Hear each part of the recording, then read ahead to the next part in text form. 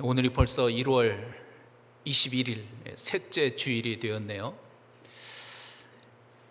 우리가 이렇게 새해를 기도에 관한 말씀으로 시작할 수 있도록 성령께서 인도해 주셨습니다. 제가 반복해서 말씀드리지만 저는 이 성령의 인도하심에 정말 얼마나 감사한지 모르겠습니다. 왜 그런가 하면 기도는 말씀드린 것처럼 이 하나님의 능력이 내 삶 속에 실제 사건이 되게 하는 통로이기 때문에 그런 겁니다. 무슨 말인지 이제는 이해하시죠? 기도는 하나님의 능력이 실제로 내 삶 속에 실제 사건으로 나타나게 하는 통로라는 것입니다. 그래서 우리가 이 기도의 통로가 계속 열려 있다면 2024년은 내 능력 때문이 아니고 하나님의 능력으로 인해서 정말 어느 해보다도 비교할 수 없을 만큼 우리 인생의 최고의 해가 될 것을 저는 믿고 있습니다. 여러분도 그렇게 믿습니까? 여러분, 이것은요 절대로 어떤 막연한 상상이 아닙니다. 그저 새해 복 많이 받으세요, 그런 인사가 아닙니다. 이거는 실제입니다. 왜냐하면 이것이 하늘 아버지께서 우리에게 약속하신 말씀이기 때문에 그런 겁니다.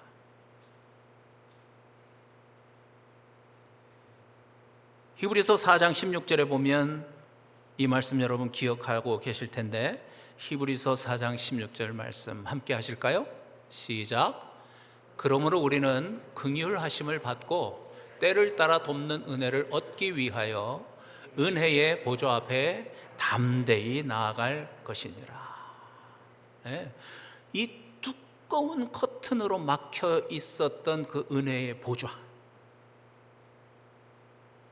그 보좌가 열렸습니다. 누구로 인해서? 예수 그리스도로 인해서. 예수 그리스도로 인해서 그 막혔던 은혜의 보좌가 활짝 열린 것을 믿습니다. 그래서 이제는 우리 각자가, 하나님의 자녀된 우리 각자가 그 은혜의 보좌로 나아갈 수 있는 특권을 얻게 된 것입니다. 그 말의 뜻은 뭐냐면, 우리가 은혜의 보좌 앞에 나가서 무릎 꿇고 기도하면 아버지께서 그 기도를 들으시고 응답하신다는 것입니다. 말씀 읽은 것처럼 In time of need, 때를 따라 돕는 은혜, 그것을 하나님께 요청하면, 은혜의 보좌 앞에 나가서 요청하면 그것을 하나님께서 들으시고 응답하시는 것입니다. 우리가 지금 예배 드리고 있죠? 제가 예배 시작하면서 기도한 것처럼 지금 이 시간도 이 은혜의 보좌가 활짝 열려 있습니다. 보좌에 앉아 계신 하나님 아버지께서 우리를 보고 계시는 것입니다. 우리가 예배 드리는 것을 받으시는 거예요. 저는 예배 드릴 때도 물론이지만 특별히 하나님 앞에 기도할 때 먼저 조금 전 읽었던 이 히브리서의 말씀을 기억하고 그것을 선포하고 아멘 하고 기도를 시작합니다. 육신의 눈에는 안 보이죠. 육신의 눈에는 그게 보일 리가 없잖아요. 그러나 정말 우리가 이 복음, 예수 그리스도의 주되심, 이 복음을 믿고 성령을 받고 영적인 눈을 뜨게 되면 이 말씀이 실제가 되는 것을 믿습니다. 열린 보좌의 문을, 영의 눈을 떠서 우리가 보게 되는 것입니다. 여러분, 우리가 예수 믿는다 그러잖아요. 이 예수를 믿는다는 말의 뜻은 뭐냐면 십자가의 속죄를 포함해서 예수께서 하신 모든 일을 다 믿는다는 거예요. 예수님을 통해서 하나님 아버지께서 행하신 모든 일을 다 믿는다는 그런 뜻입니다. 그래서 부활이 중요한 거예요. 그래서 부활이 중요해요.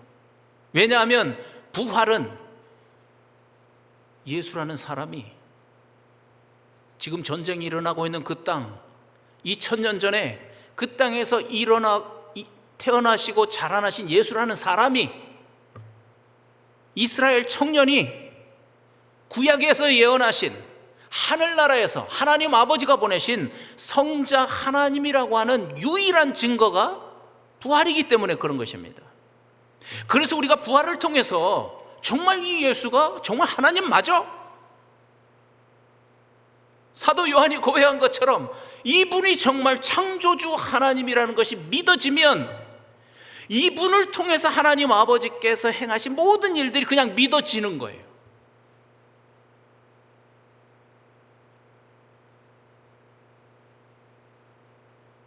믿어지는 것입니다.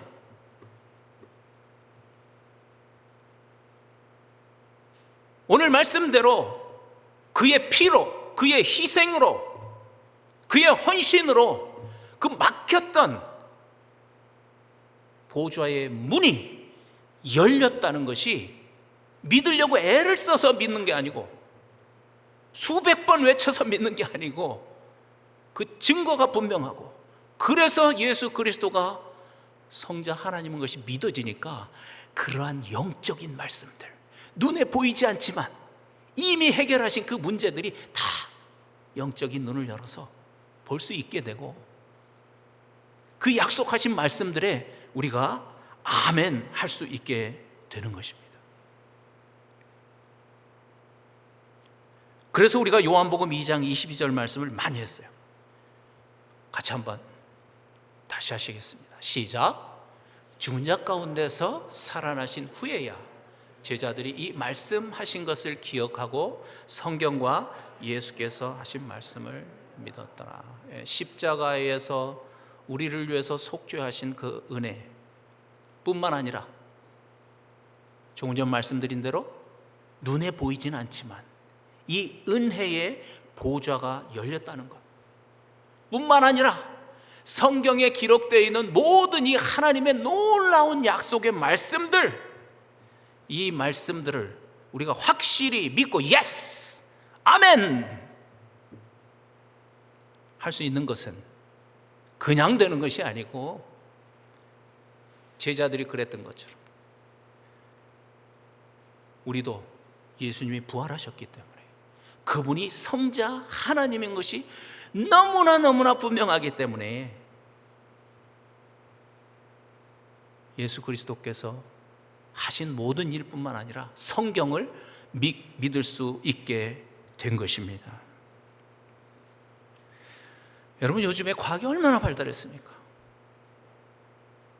지식이 얼마나 발달했습니까? 그러면서 여러분도 아시겠지만 유튜브를 보면 이 무신론자들의 강의가 아주 넘쳐납니다. 때는 이 때다 그러는 거죠, 사탄이. 조회수를 보세요. 엄청납니다. 밀리언이 넘어가는 그런 조회수들이 있습니다. 그렇게 많은 사람들이 그 비디오를 본 거죠.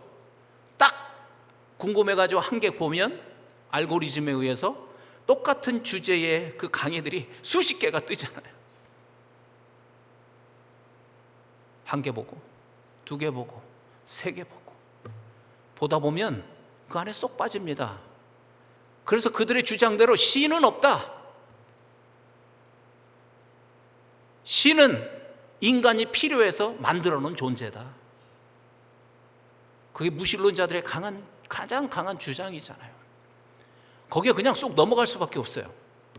왜냐하면 그 강의를 하는 이분들은요, 종교학자들, 평생을 종교를 연구한 박사들입니다. 그들 중에는 신학자들도 있습니다. 자유주의 신학이지만. 그러니까 그들이 평생 연구한 자료를 가지고 강의를 하는 거예요. 설명을 하는 거예요. 신이 없다고. 그러니 그 강의를 듣고 있으면 자연적으로 그들과 동일한 생각을 가질 수밖에 없는 겁니다. 지금 세상이 바로 그런 세상입니다. 생각해 보세요.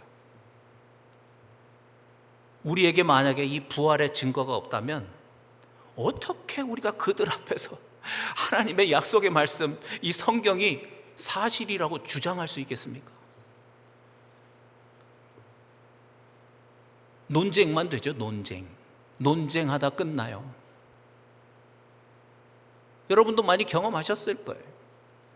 여러분, 이들의 입을 틀어막을 수 있는 것은 부활의 증거밖에는 없습니다. 저도 저 자신을 생각해 봤어요. 제가 지금 이렇게 설교하고 있잖아요. 눈에 보이지 않는 영적인 세계, 하나님의 약속을 지금 제가 이렇게 설교를 하고 있는데, 만약에 부활의 증거가 없었다면 제가 그걸 어떻게 믿을 수 있겠습니까? 어떻게 믿고 여러분에게 이렇게 설교를 할 수 있겠어요? 야, 저도 끔찍해요. 만약에 그런 증거가 없었다면 그냥 교훈적인 설교나 하고 적당히 사람들 좋아하는 설교하다가 그러고 끝내든지, 아니면 아마 제가 제 직업을 그만두고 딴 일 하고 있을지도 모르겠습니다. 아니, 내가 믿지도 못하는 그 말씀을 어떻게 내가 증거할 수 있겠냐고요. 그래서 제가 여러분께도 많이 말씀드렸습니다. 여러분 자신에게 말씀하십시오. 특별히 말씀에 대해서 의심이 갈 때 여러분 스스로에게 얘기하세요. 내가 이 약속의 말씀을 믿는 이유는, 이 영적인 말씀을 확실하게 실제라는 것을 믿는 이유는 부활의 증거가 있기 때문이야. 스스로에게 그렇게 얘기하세요. 그러면 마음속에 있었던 이 의심이 달아납니다. 달아나버려요.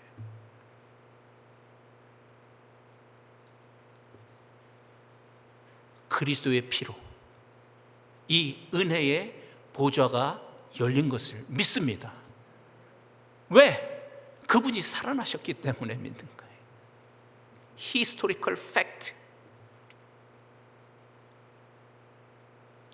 그래서 말씀 그대로 우리가 그 열린 보좌 앞에 나아가서 하나님께 우리의 필요를 구하면 하늘에 계신 우리 아버지가 들으시고 그것을 이루어 주시는 것을 믿습니다. 우리가 기도하면 하나님 아버지의 능력이 내 삶에 실제로 나타나는 실제 사건이 되는 것을 믿습니다. 그래서 우리가 기도할 힘을 얻는 것입니다. 그런데 기도하는 우리가 누리게 되는 또 하나의 큰 축복이 있어서 오늘 여러분께 이 말씀을 나누려고 합니다. 오늘 설교의 제목처럼 기도가 기도하는 사람을 변화시킵니다. 기도가 기도하는 사람을 변화시킵니다. 다시 말하면 우리가 우리의 소원을 하나님 아버지께 올려드리지만 때로는 그 소원이 내가 올려드린 그 소원대로 이루어지는 것이 아니고 어떻게 보면 그것이 거부당할 수도 있고, 그러나 계속해서 기도할 때 하나님은 더 좋은 것으로 나를 통해서 하나님의 뜻을 이루어 가신다는 겁니다. 나를 변화시키셔서. 예수님께서 십자가로 가시기 위해서 잡히시기 전에 감람산에 올라가셔서 이런 기도를 하셨잖아요. 그 말씀을 아까 우리가 읽었습니다. 누가복음 22장 42절 말씀이죠. 다시 한번 같이 큰 소리로 읽을까요? 시작. 이르시되 아버지여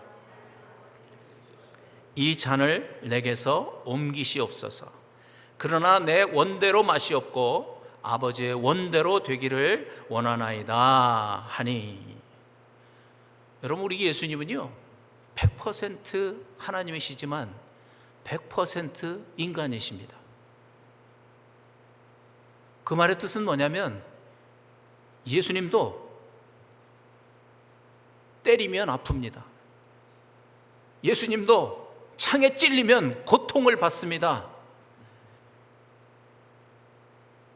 예수님도 살이 찢겨지면 참을 수 없을 만큼, 우리가 당하는 것만큼 큰 고통을 당하시는 분이라는 것을 우리가 잊지 말아야 하는 것입니다. 어떤 사람들은 오해합니다. 예수님은 뭐 하나님이시니까 뭐 다 할 수 있잖아. 그러니까 십자가에서 당한 고통에 대한, 그분은 그냥 하나님이시잖아. 아닙니다. 아닙니다. 온전한 인간이십니다. 그래서 이 모든 고통을 당할 수밖에 없었고, 그것을 생각하면서 우리가 읽었던 이 기도를 할 수밖에 없었던 것입니다. 할 수만 있다면 이 고통의 잔을 제가 피할 수 있겠습니까? 옮겨주실 수 있겠습니까? 그런데 예수님은 이 하나님의 뜻을 너무나 잘 알고 있었습니다. 뭐죠? 하나님의 뜻은? 고난의 십자가를 지는 것입니다. 이것이 정해진 하나님의 뜻입니다. 그것을 알고 있지만 그럼에도 불구하고 이 고통의 잔을 옮겨 달라고 간절히 하나님께 지금 기도하고 있는 것입니다. 어느 정도 하셨대요? 이마에서 흐르는 땀이 핏방울이 될 정도로 간절하게 고통 중에 하나님께 기도했던 것입니다. 그런데 예수님께서 이렇게 기도했더니 예수님에게 어떤 일이 일어났는가? 하나님 아버지께서 그 고통의 잔을 옮겨주셨습니까? 이어지는 43절을 한번 보세요. 시작. 천사가 하늘로부터 예수께 나타나 힘을 더하더라. 이게 예수님이 간절히 기도한 결과였어요. 응답이었어요. 한번 생각해 봅시다. 설명은 없지만 천사가 무엇을 도와줬을까요? 고통의 잔을 피할 수 있도록 도와줬을까요? 그게 아니죠. 이 고통의 잔을 거부하지 않도록 도와주신 것입니다. 그 육체의 고통을 기꺼이 받을 수 있도록 힘을 더해 주신 것입니다. 십자가의 고통을 받더라도 아버지의 뜻을 이루는 일을 포기하지 않도록 천사가 예수님에게 힘을 더해 주신 것입니다. 이것이 예수님의 기도의 응답이었습니다. 여러분, 우리도 고통당할 때 하나님께 기도할 수 있습니다. 그 고통으로부터 벗어나게 해달라고 간절히 기도하는 것 당연한 일입니다. 그런데 오늘 이 말씀을 보십시오.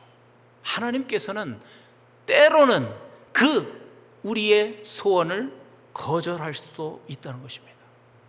그런데 중요한 것은 대신에 아버지께서는 성령을 보내주셔서 그 고통의 순간을 견딜 수 있도록, 참아낼 수 있도록 힘을 더해 주신다는 겁니다. 언제 그렇게 하십니까?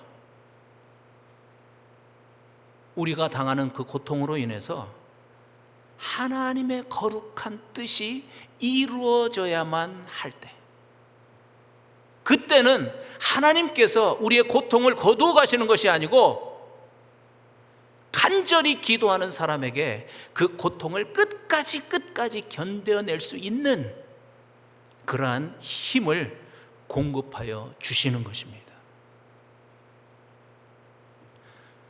우리가 이 사실을 아는 게 매우 중요합니다. 왜냐하면 이걸 모르면 고통당할 때 기도하다가 그 기도를 포기해버리기 때문에 그렇습니다. 만약에 그래서 그 기도를 포기해버리고 기도하지 않는다면 그 고통은 사라지지 않습니다. 그 고난으로 인해서 오히려 불만이 생기고 오히려 실망하게 되고 불평하게 되고, 그래서 우리의 믿음은 더 약하게 되어버리죠. 문제가 해결되지 않기 때문에 더 혼란 속으로 빠져들어갈 수밖에 없는 것입니다. 계속해서 문제가 해결되지 않고 그러한 마음속에서 살다 보면 사탄의 유혹 속에 빠져버립니다. 여러분도 그런 얘기 들으셨습니까? 병으로 고통하는 자들이 기도하다가 이단에 빠져버리는 사람들 많습니다. 처음엔 하나님께서 고쳐주기를 기도하고 기대하다가 이제 안 되니까 귀가 얇아지는 거죠. 그래가지고 아주 말도 안 되는 그런 이단 속에 빠져가지고 인생을 망쳐버리는 그런 스토리도 저도 들었습니다. 여러분도 아실 것입니다. 마음은 이해가 됩니다. 너무 고통스러우니까, 너무 힘드니까, 기도했는데 응답은 없으니까.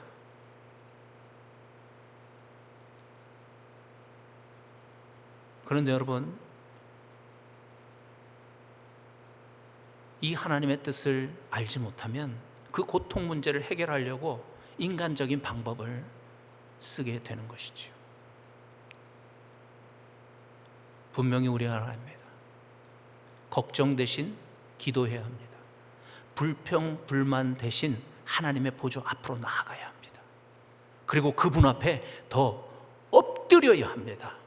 그러면 오늘 말씀 그대로 오히려 그 고통을 통해서, 이 어려운 상황을 통해서 하나님의 거룩한 뜻이 내 삶을 통해서 이루어지는 것입니다.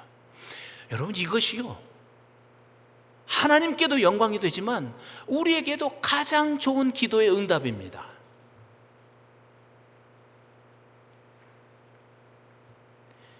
히브리서 5장 8절과 9절에 이런 말씀이 있습니다.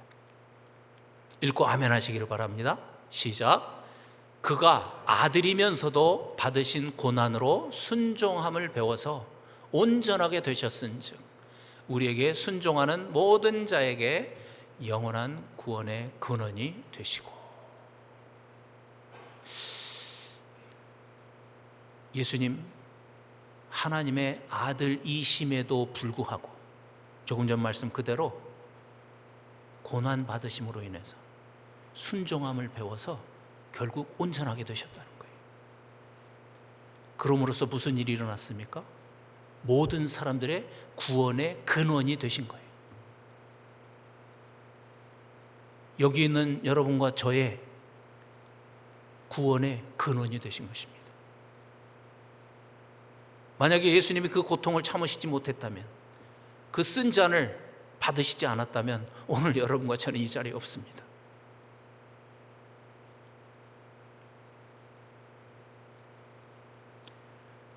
중요한 것은 우리도 고난 속에 있을 때 예수님처럼 은혜의 보좌 앞에 나가서 간절히 기도해야 합니다. 그래야 그 고난을 낭비하지 않습니다. 존 파이퍼 목사님이라는 분이 있죠. 이분이 쓴 책 중에 하나 제목이 뭐냐면 암을 낭비하지 말라. 이분이 암이 걸리고 난 다음에 본인이 직접 그 고난을 체험하고 쓴, 암을 낭비하지 말라는 거예요.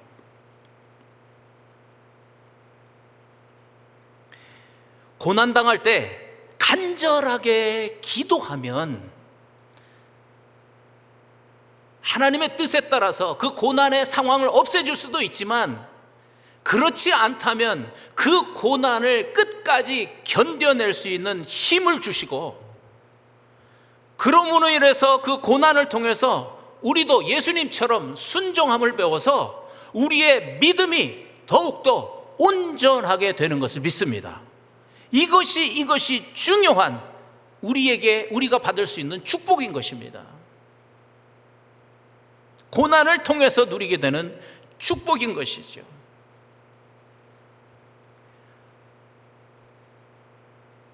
우리 중에도 그런 고난으로 인해서 기도하는 분 있습니다. 저도 마찬가지고요.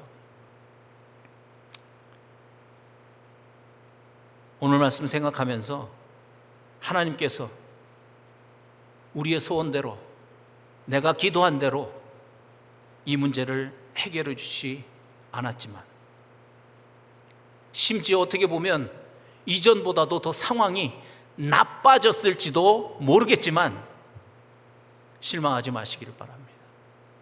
왜냐하면 하나님의 뜻은 분명하기 때문에 그런 겁니다. 그 상황을 바꾸는 것보다도 기도하고 있는 나를 변화시키시기를 원하시는 것입니다. 나를 변화시키시기를 원하십니다. 그러니까 기도에 대한 응답이 없는 것이 아닙니다. 하나님은 그렇게 기도에 응답하고 계시는 것입니다. 이 어려운 상황을 통해서 기도하고 있는 우리를 변화시키셔서 더 온전한 믿음으로 그 길로 우리를 가게 하시는 것이죠. 이것이 고난 중에도 열심히 기도하고 있는 우리를 향하신 하나님 아버지의 소중한 뜻입니다. 왜 그렇게 하실까요? 왜 그렇게 하실까요? 하나님께서는 우리 자신을 바꾸셔서 온전한 믿음이 되게 하면, 그래서 우리가 이렇게 성숙한 믿음을 소유한 자가 되면 그 다음부터는 어떤 어려운 상황이 와도 그것을 이겨낼 수 있기 때문에 그런 것입니다. 무슨 말인지 이해가 되시죠? 그래서 나를 변화시키기를 원하시는 거예요. 여러분도 자녀들을 교육시킬 때 그런 방법 쓰지 않습니까? 엄마 아빠가 충분히 도와줘서 그 어려운 문제 해결해 줄 수 있지만 네가 해결해봐. 네가 훈련시키는 거죠. 강하게 만드는 거죠.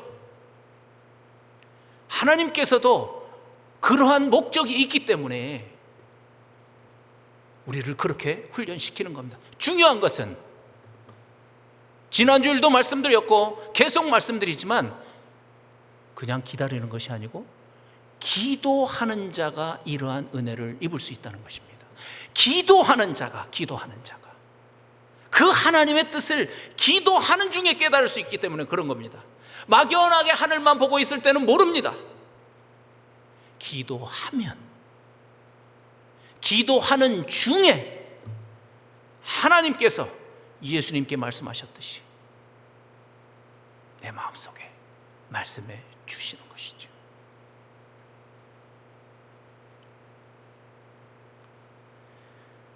여러분, 말씀을 마칩니다.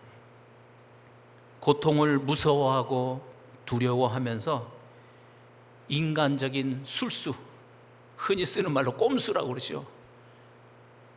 그 인간적인 술수를 써서 요리조리 피하면서 사는 그런 비겁한 삶을 살지 말기를 바랍니다.